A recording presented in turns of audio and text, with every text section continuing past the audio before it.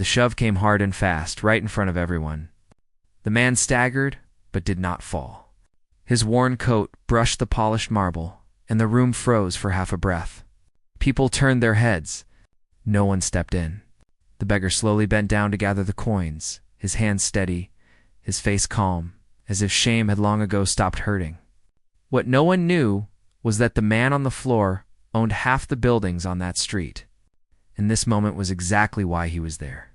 His name was Daniel Rowan, though the world knew him as a man who signed papers worth more than most people earned in a lifetime. Today no one knew his name. Today he was just another invisible soul in the city. Daniel rose slowly, nodding once to the woman who had pushed him, not in fear, not in anger, but with something deeper. Understanding, he stepped aside, letting her pass. The crowd exhaled and moved on, relieved they did not have to choose sides. None of them noticed the quiet weight in his eyes or the way his shoulders carried years of discipline and restraint. Within the first moments, the city had already passed its judgment, and Daniel accepted it in silence. Daniel had once stood in rooms where voices dropped when he entered. He had once been praised, admired, followed. But admiration had never felt like love. Smiles had always come too easily. Words had always sounded rehearsed. After his last relationship ended, the moment his net worth made headlines, something inside him broke in a quiet, private way.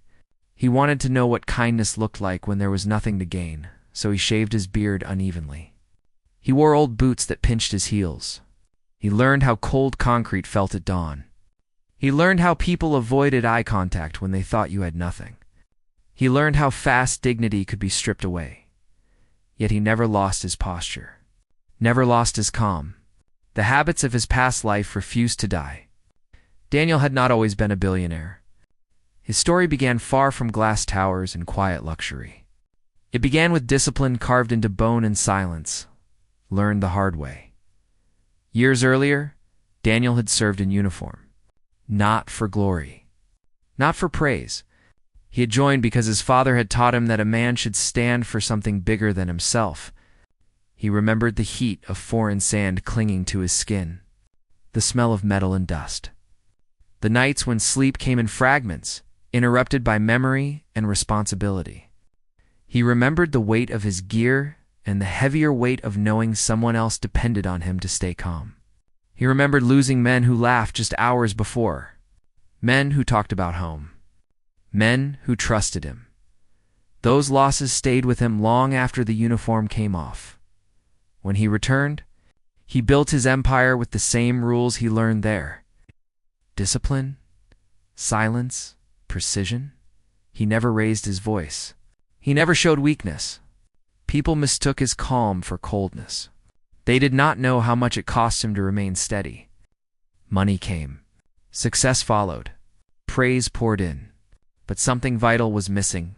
Love, he learned, was not impressed by numbers. Or at least, real love was not. That was why he stood outside cafes pretending not to notice the looks. That was why he sat on benches feeding birds with crumbs he barely afforded in this disguise. That was why he watched humanity from below, not above. Most days were hard. People were cruel without realizing it. Some were cruel because they did realize it. Security guards told him to move. Shop owners accused him of things he did not do. Children stared. Parents pulled them away. Daniel absorbed it all without reaction. Then one morning, as rain darkened the streets and people rushed past, he noticed her. She stopped. Not because he asked. Not because anyone was watching. She simply stopped. Her name was Clara. She wore a plain coat and held a paper bag that smelled of warm bread. She looked at Daniel, really looked, and something in her face softened. She knelt, not caring about the wet pavement, and offered him half the bread without a word. Daniel felt something tighten in his chest. She did not ask questions. She did not offer pity. She did not look around to see who might be judging her. She simply shared what she had. As she stood to leave, she met his eyes and said something simple. Everyone deserves to be seen. Those words stayed with him long after she walked away. From that day on, Daniel waited near the same street. Not every day. Just enough to see her again? Sometimes she brought food. Sometimes she just nodded. Sometimes she sat beside him and spoke about ordinary things. Work stress. The weather. How tired she felt? She never asked about his past. Never pushed. She accepted his silence the way one accepts the sea. Deep, unpredictable, honest around them.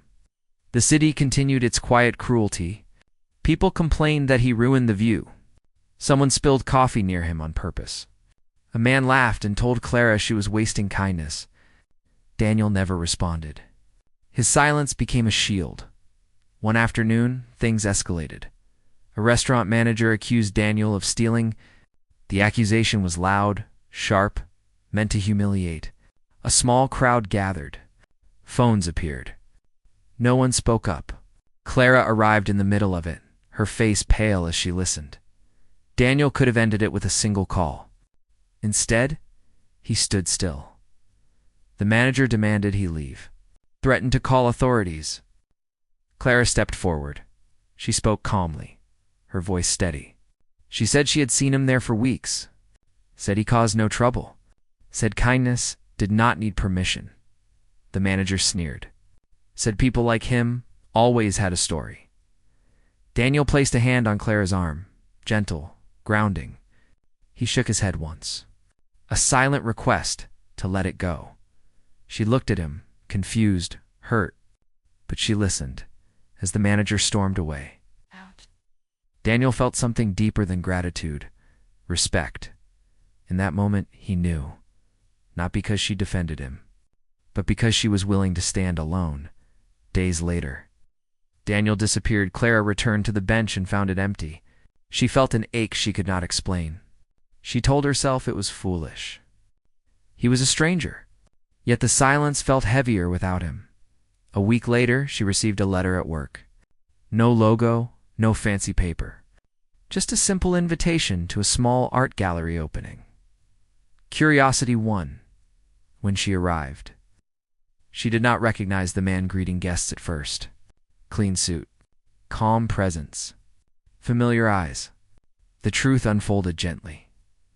Daniel did not boast. He did not justify. He simply explained why he had chosen to disappear into the margins. Why he needed to know what kindness looked like when no one was watching. Clara listened in silence when he finished. She said something that would stay with him forever. You never needed to pretend to be small to be worthy. Another truth followed. Daniel did not want to be loved for what he owned.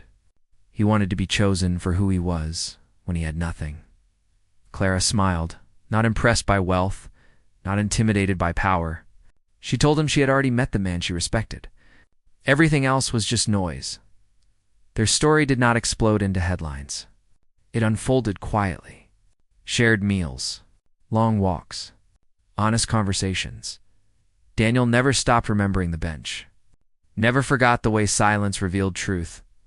At their wedding, there were no speeches about success. No praise for fortune. Only one line written in the program that many guests later shared. Character is what remains when the world takes everything else away. The city moved on, unaware of the test it had failed and the love it had unknowingly shaped.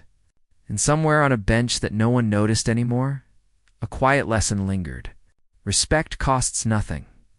Kindness reveals everything. If this story moved you, share where you are watching from.